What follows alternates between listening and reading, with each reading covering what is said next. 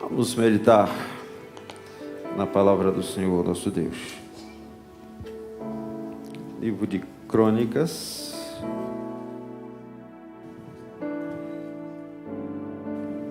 Deixa eu dar a referência aí para vocês irem acompanhando. Segundo Crônicas. Vamos ler 2 capítulos, o 15 e o 16.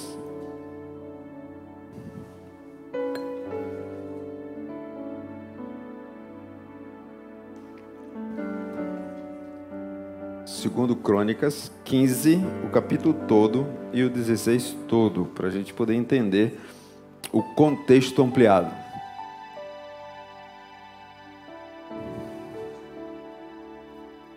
Veio o Espírito de Deus sobre Azarias, filho de Oded. Este saiu ao encontro de Asa e lhe disse: Ouvi-me, Asa, e todo o Judá e Benjamim. O Senhor está convosco, enquanto vós estáis com ele. Se o buscardes, ele se deixará achar. Porém, se o deixardes, vos deixará. Israel esteve por muito tempo sem o verdadeiro Deus, sem sacerdote que o ensinasse e sem lei.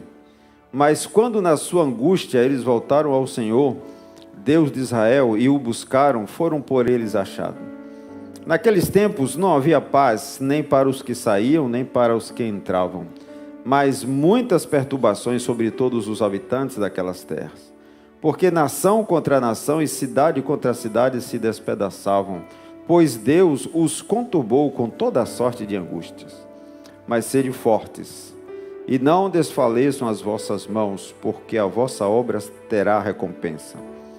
Ouvindo, pois, a Asa estas palavras e a profecia do profeta, filho de Oded, cobrou o ânimo e lançou as abominações fora de toda a terra de Judá e de Benjamim, como também das cidades que tomara na região montanhosa de Efraim. E renovou o altar do Senhor que estava diante do pórtico do Senhor. Congregou todo Judá e Benjamim, também os de Efraim, Manassés e Simeão, que morava no seu reino, porque muitos de Israel deserdaram para ele, vendo que o Senhor, seu Deus, era com ele. Reuniram-se em Jerusalém no 3º mês, no 15º ano do reinado de Asa. Naquele dia ofereceram em sacrifício ao Senhor, do despojo que trouxeram, 700 bois e 7.000 ovelhas. Entraram em aliança de buscarem ao Senhor, Deus de seus pais, de todo o coração e de toda a alma. E de todo aquele que não buscasse ao Senhor, Deus de Israel, morresse, tanto o menor como o maior, tanto homem como mulher. Juraram ao Senhor em alta voz, com júbilo e com clarins e com trombetas. Todo o Judá se alegrou por motivo deste juramento, porque de todo o coração eles juraram e de toda boa vontade buscaram ao Senhor, e por eles foi achado. O Senhor lhe deu paz por toda parte. O rei Asa, depois também a Maaca, sua mãe, da dignidade de rainha mãe, porquanto ela havia feito a Aserá uma abominável imagem. Asa destruiu-lhe a imagem que, feita em pó, queimou no vale de Cedron. Os altos, porém, não foram tirados de Israel. Todavia o coração de Asa foi perfeito todos os seus dias. Trouxe à casa de Deus as coisas consagradas por seu pai, e as coisas que ele mesmo consagrara, prata, ouro e objetos de utilidade. Não houve guerra até o 35º ano do reinado de Asa. Se eu parasse de ler aqui, eu vou ler o capítulo 16. Eu tenho certeza que você teria uma ideia de quem foi Asa e de como ele viveu. O perigo da gente ler a Bíblia pela metade, ou ler às vezes só um versículo e excluir o restante. Vamos continuar lendo. Capítulo 16. No 36º ano do reinado de Asa, subiu Baasa, rei de Israel, contra Judá, e edificou a Ramá, para que a ninguém fosse permitido sair de junto de Asa, rei de Judá, nem chegar a ele. Então Asa tomou prata e ouro dos tesouros da casa do Senhor e dos tesouros da casa do rei, e enviou servos a Ben-Hadad, rei da Síria, que habitava em Damasco, dizendo: Haja aliança entre mim e ti, como houve entre meu pai e teu pai. Eis que te mando prata e ouro, vai e anula a tua aliança com Baasa, rei de Israel, para que se retire de mim. Ben-Hadad deu ouvidos ao rei Asa e enviou os capitães dos seus exércitos contra as cidades de Israel e feriu a Aijon, a Dan e a Belmaim e todas as cidades armazéns de Naftali. Ouvindo isso, Baasa deixou de edificar a Ramá e não continuou sua obra. Então o rei Asa tomou todo Judá e trouxeram as pedras de Ramá e a sua madeira com que Baasa edificara. Com elas edificou Asa a Geba e a Mispa. Naquele tempo veio Anani a Asa, rei de Judá, e lhe disse: porquanto confiaste no rei da Síria e não confiaste no Senhor teu Deus, o exército do rei da Síria escapou das tuas mãos. Acaso não foram os etíopes e os líbios grande exército, com muitíssimo carros e cavaleiros? Porém, tendo tu confiado no Senhor, ele os entregou nas tuas mãos. Porque, quanto ao Senhor, seus olhos passam por toda a terra, para mostrar-se forte para com aqueles cujo coração é totalmente dele. Nisto procedeste loucamente. Por isso, desde agora haverá guerras contra ti. Porém, Asa se indignou contra o vidente e o lançou no cárcere, no tronco. Porque se enfurecera contra ele por causa disso, na mesma ocasião oprimiu Asa alguns do povo. Eis que os mais atos de Asa, tanto os primeiros como os últimos, estão escritos no livro da história dos reis de Judá e Israel. No 39º ano do seu reinado, caiu Asa doente dos pés. E sua doença era em extremo grave. Contudo, na sua enfermidade não recorreu ao Senhor, mas confiou nos médicos. Descansou Asa com seus pais, morreu no 41º ano do seu reinado. Sepultaram-no no sepulcro que mandaram abrir para si na cidade de Davi. Puseram-no sobre um leito que se enchera de perfumes e de várias especiarias preparados segundo a arte dos perfumistas. Foi muito grande a queima que lhe fizeram destas coisas. Pai amado, Senhor, graça te damos pela palavra do Senhor. É uma palavra que nunca envelhece, Senhor. É uma palavra que nos ensina dia após dia. Que não seja diferente. Que o Senhor fale, ó Deus, que eu possa obedecer. Usa-me como instrumento do Senhor, em nome de Jesus. Os altos e baixos da vida, né? Se a gente ler só o versículo 15, na realidade eu teria que ler o 14, 15 e o 16, mas aí já estava de bom tamanho. Como é que as pessoas podem ir do alto ao baixo, muitas vezes em uma fração de tempo tão pequena? Esse rei que no capítulo 15 é elogiado e abençoado e vence guerras e prospera o reino de Judá. Quando você vira a página, parece que é uma outra pessoa. Como pode o ser humano ser tão instável? Será que era só Asa? O problema foi restrito a Asa? Graças a Deus que ele morreu e aí ninguém nunca mais nasceu assim. Se fosse assim, né? Não precisava eu estar pregando aqui novamente. Mas certamente que não. No reinado de Asa, houve muita prosperidade porque Asa estava buscando a Deus. Houve paz, o texto termina assim, que houve paz em toda a sua região. No livro de Provérbios tem um texto bem interessante, Provérbios 16, 7. Diz assim: sendo o caminho dos homens agradável ao Senhor, este reconcilia com ele os seus inimigos. Até quando você está caminhando com Deus, vivendo em santidade, buscando a presença dEle, até aquelas pessoas que se levantam contra você, perdem o propósito de te atingir. Deus faz reconciliação de relacionamentos quebrados. Deus ama a união. Ele nunca é de confusão e de divisão. Deus é sempre Deus de multiplicação. Porém, os bons começos de Asa lhe deram uma certa sensação de poder, lhe deram uma certa sensação de ser capaz de tudo. Muitos bons ministérios começaram muito bem e terminaram muito mal. Muitas pessoas começam a caminhar com Jesus muito bem e muitas vezes terminam muito mal. Sucessos do passado não garantem sucessos no futuro. É necessário uma trajetória de perseverança dia após dia. Adão começou muito bem, mas terminou mal. Salomão começou muito bem, mas terminou mal. Saul começou muito bem, mas terminou mal. Mas teve gente que começou muito mal e terminou bem. O ladrão na cruz começou muito mal e terminou bem. Zaqueu começou muito mal, mas terminou bem. Infelizmente, bons pastores da nossa denominação começaram tão bem em seus ministérios. Se tornaram famosos, escreveram livros, requisitados para congressos. Em 2 pregações, praticamente foram expulsos da ordem dos pastores. Dizem que a Bíblia agora tem que ser atualizada, né? Me surgiu um agora dizendo que a Bíblia teria que ser atualizada. Esse mesmo pastor, só misericórdia de Deus, né? Na mulher samaritana, ele conseguiu enxergar ali a ejaculação de Jesus. Pode uma coisa dessa? Um rio de água vivas que jorra. Está no YouTube, se você quiser, eu lhe mando o link. Aliás, para quê, né? Deixa quieto. Asa começou muito bem, mas terminou mal. Qual foi o problema de Asa? Toda vez que o ensino se torna escasso, a pregação se torna fraca, o púlpito deixa de ensinar, passa a divertir, a entreter, o povo se desvia. O povo não tem base, não suporta aprovação.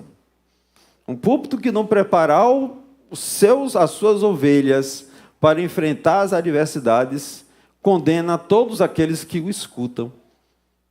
Porque o evangelho não é simplesmente vitória e oba-oba. É renúncia. Quem quiser vir após mim, negue-se a si mesmo e tome a sua cruz e siga-me.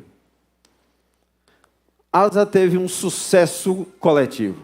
Como rei, inicialmente, 35 anos. Ele governou 41 anos. Durante 35, o texto revela que ele foi um sucesso como líder. O sucesso coletivo não se repetiu no sucesso pessoal. É muito mais fácil, quando nós temos que administrar, me parece que a coletividade, consertar os erros da coletividade, mas é muito mais difícil quando a gente tem que consertar os nossos próprios erros. A Asa, por exemplo, foi muito, digamos assim, determinado em corrigir sua mãe. Destituiu a mãe de rainha, porque ela se tornou idólatra. Pegou o ídolo que a rainha fez, queimou e destituiu ela de ser uma herdeira, uma sucessora, vamos dizer assim, do livro da história dos reis de Israel. Perdeu o status de rainha.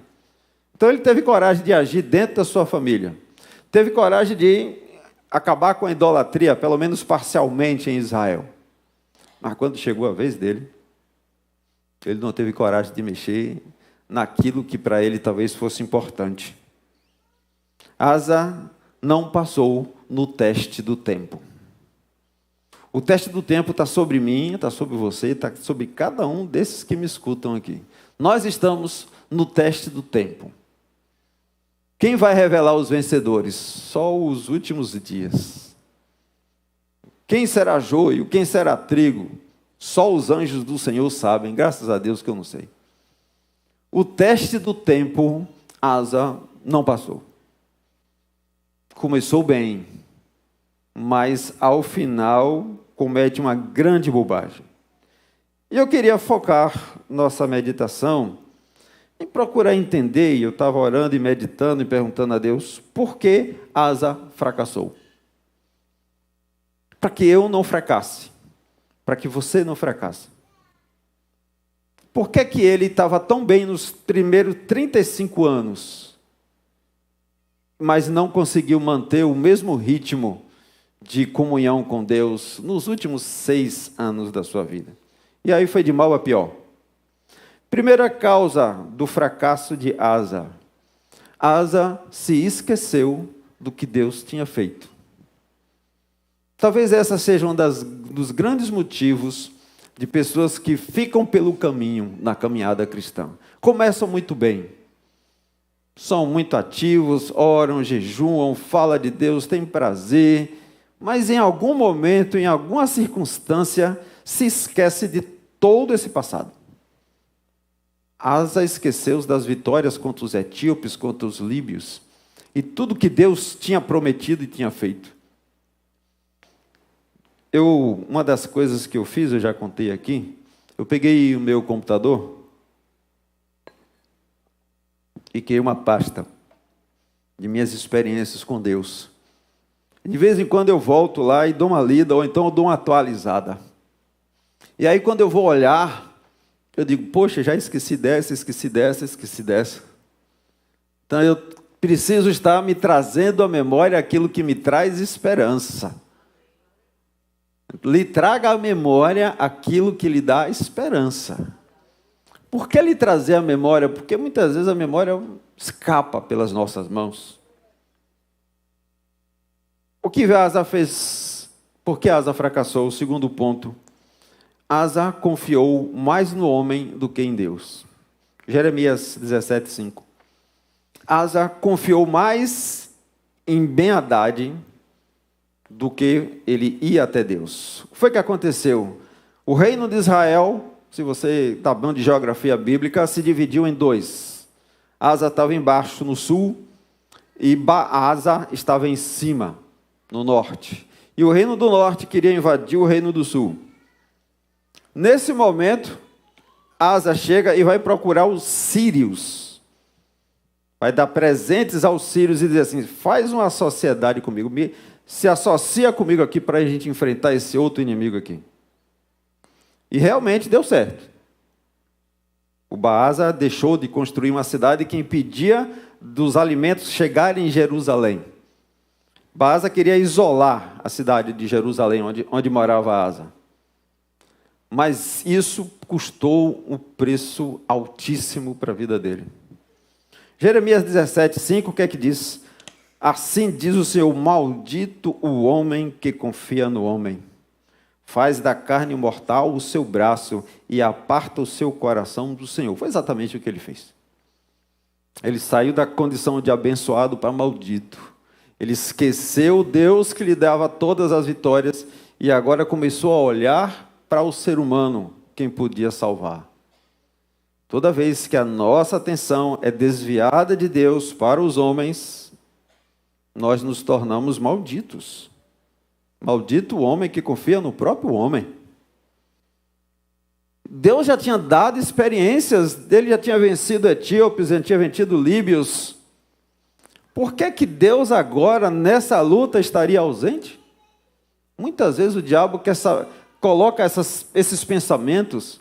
Funcionou no passado, mas agora a história é outra. No passado você me buscou a Deus, mas agora não precisa mais. Essas frases começam a ecoar. Procura o vereador, faz campanha para fulano de tal, faz uma amizadezinha. Antigamente falava pistolão, ainda fala? Cadê o pistolão para arranjar um emprego tal, X, Y, Z, né? E as pessoas vão deixando Deus de lado e vão investindo na sua network. O importante é ter uma network, porque com a network você consegue tudo. E se Deus cortar o fio da network? Fica só o work, fica só o trabalho em vão. Terceira causa do fracasso de Asa, para que a gente não fracasse, não ouvir os profetas de Deus. Quando nós ouvimos, até ouvimos, né? Porque o nosso ouvido, a maioria aqui não tem dificuldade auditiva. Ouve, mas não internaliza. Ouve, mas não assimila. Ouve, mas não pratica. Não é só ouvir, é ouvir e praticar. É colocar em prática aquilo que o Senhor Deus tem para nós. Quando Deus instrui a igreja, Deus instrui, o título que é dado é pastores e mestres. Mestre ensina, pastor guia. Quando você não escuta o seu mestre, você simplesmente ignora todo o conhecimento que Deus quer transmitir a você, através de um homem, de uma mulher de Deus que Ele está usando para ministrar.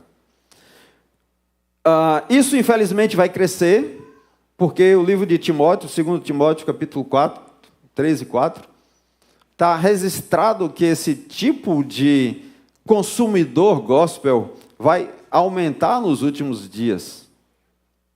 Porque muitas pessoas só querem só a oração da meia-noite. Não é? Pois, essa assessora gospel é uma figura, né? Pois haverá tempo em que não suportarão a sã doutrina. Nesse tempo, será que está longe esse tempo ou já chegou? Pelo contrário, cercação de mestres. Olha lá, mestre é mestre também. Tem mestre do bem, tem mestre do mal. Segundo as suas próprias cobiças. A pessoa já está lá doida para, sair do negativo na conta bancária. Escuta dizendo que vai ter vitória. Eu só quero ouvir isso, pastor. Eu só quero resolver o problema agora, essa semana, pagar minha conta. Esse negócio de eternidade é para quando morrer. Está longe. Uma vez eu preguei aqui para um empresário em Serrinha. Ele falou assim, não, o senhor tem razão, mas está muito longe de Jesus vir, então deixa eu aproveitar um pouquinho. Cercação de mestres segundo as suas próprias cobiças, como que sentindo coceira nos ouvidos, e se recusarão a dar ouvidos à verdade, entregando a fábulas, coisas inexistentes. Asa ignorou o seu profeta. O profeta falou, se você andar com Deus, Ele andará com você. Se você buscar, Ele se revelará.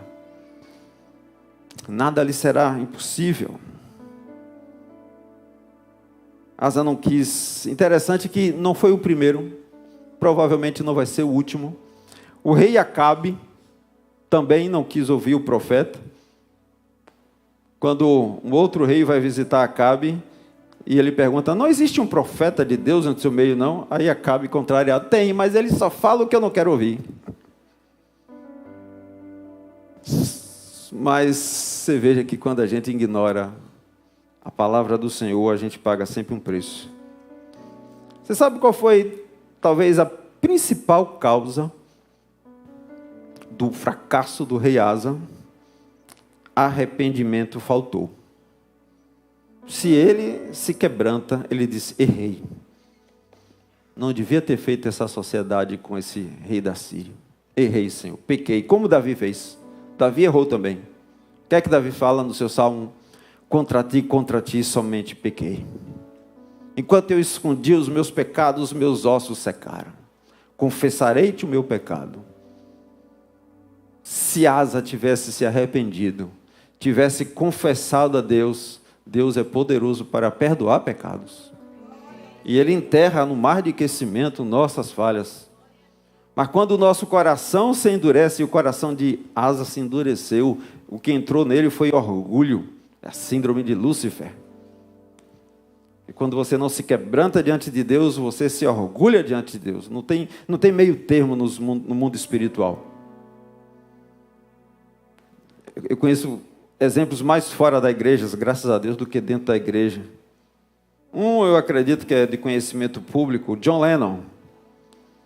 Em 1966, ano que eu nasci, registrou que os Beatles eram mais conhecidos e populares do que Jesus Cristo. Imagina, essa frase está escrita aí na literatura da sua história. Como é que termina John Lennon? Me lembro de um colega nosso, profissional de mão cheia, fez um procedimento cirúrgico. No final da cirurgia disse, nem Jesus, nem Deus faria melhor do que eu. Morreu, já não está mais aqui entre nós. Arrogância, prepotência, presunção. Quando Asa é questionado, quando ele é confrontado com o profeta, ao invés de se arrepender, o que é que ele faz? Prende o profeta. Bota no tronco, tapa os ouvidos, eu não quero ouvir, não fale desse. Não me corrija. É muito mais fácil corrigir a mãe, né? Mãe, você é pecadora, idólatra. Quando chegou na vez dele, não passou no teste do tempo. Foi confrontado pelo profeta, em vez de se declarar culpado, ele diz: não, você que é culpado, você que vai para o trono. E o pior, a população, o texto diz que a população sofreu junto, porque ele também começou agora a descontar na população. Aí a pessoa perde o juízo, o diabo já entra, já começa a mente, já não funciona mais. E um abismo chama outro abismo. O texto vai terminar dizendo que os últimos anos de um governo que começou tão bem, terminou tão melancólico. Ele adoeceu dos pés. E aí se cumpre exatamente o que disse Jeremias. Mais uma vez, ele revelou quem ele era. Mais uma vez, em vez de clamar a Deus, ele buscou somente os médicos. O problema é que, mais uma vez, ele faz somente o que o seu coração mandava e ignora completamente a lei do Senhor. Se Deus tinha dado vitória a ele contra etíopes e líbios, daria vitória contra a doença, daria vitória contra Ben-Hadad. É uma sequência, é só o nosso caminhar com Deus, dia após dia. Mas o diabo vai ficar soprando na nossa mente que você precisa de um outro recurso para encontrar, para chegar lá no que você deseja, no seu caminho, na sua trajetória. Ignore Jesus. Para que esse Jesus? Jesus está muito ocupado salvando a humanidade. Esse problema, ele não vai prestar atenção. Essas frases ficam na cabeça das pessoas, porque o diabo sopra isso. Meu irmão, a Bíblia ela é um manual. Manual do ser humano. O ser humano nasce com defeito de fábrica. E só tem uma assistência técnica no planeta todo. Só lá tem peça de reposição original. Se você comprar essas de R$ 1,99, vai pifar, vai durar pouco tempo. Muitas vezes uma mensagem motivacional, ela dura pouco tempo. Mas Jesus não. Jesus troca um coração de pedra por um coração de carne. A peça de reposição de Jesus é original, de fábrica, porque é dele, a fábrica é dele. Tira uma mente corrompida, lhe dá uma mente agora capaz de enxergar. Tem olhos, mas não consegue enxergar. A Bíblia diz que o Deus desse mundo lhe cegou o entendimento. Aí Jesus vem e abre os olhos espirituais, você começa a compreender o mundo, o planeta. Você começa a entender por que esse assunto agora está aqui em voga. O que isso na realidade está querendo dizer? Essa história de aquecimento global, onde é que isso vai dar? Eu fico olhando assim as mensagens, o politicamente correto, e Deus me diz assim: você sabe onde isso vai dar? Eles vão querer tirar a Bíblia da sociedade, vão querer proibir de pregar o Evangelho, vão querer dificultar a vida do cristão. Tudo isso tem um plano por trás, mas você só enxerga se os seus olhos e os seus ouvidos espirituais estiverem abertos, com peças originais de fábrica. Se você começou bem, meu irmão, termine bem. Se você começou mal, está na hora agora de terminar bem. O teste do tempo está sobre a minha vida e sobre a sua. Às vezes eu faço uma oração: Senhor, se um dia eu vou envergonhar o Evangelho, por favor, me leve antes. Me leve antes. Enquanto eu estou garantido, tu me leva. Eu não sei se a Emília concorda. Ou então leva junto. Tá? Mas você tem uma responsabilidade grande.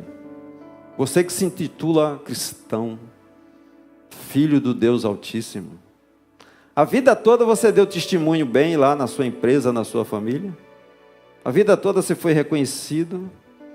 De repente, um episódio, uma correção, pessoas que são corrigidas na igreja e vazam. Você quer orientar de acordo com a palavra e a pessoa já chega armada, ela só quer fazer o que ela quer. A correção dói, né? Mas quando a gente recebe a correção e entende que errou, nós saímos fortalecidos das provas. Uma vez eu fui corrigido na faculdade pelo meu diretor, doeu. Alguém disse assim, fez uma queixa lá minha, logo nos primeiros meses que eu comecei a dar aula, um aluno virou para ele e disse que eu tinha dado uma aula chifrinho, bem ruim mesmo. Ele me chamou para corrigir. Pense que eu queria abrir um buraco ali e me esconder. Eu falei, eu saio dessa sala, nunca mais ninguém vai falar isso de mim. Na hora a correção dói. Na hora da vontade é, quem foi esse aluno? Mas se você faz isso, você perde a chance de mudar, né? Você faz o que Asa fez. O que Asa fez foi, quem foi esse aluno? É melhor você olhar para dentro e dizer, errei, pequei, vou consertar. É isso que Deus quer ouvir, nós, meu e seu. E que o Senhor te abençoe e você passe no teste do tempo. Amém? Vamos louvar a Deus.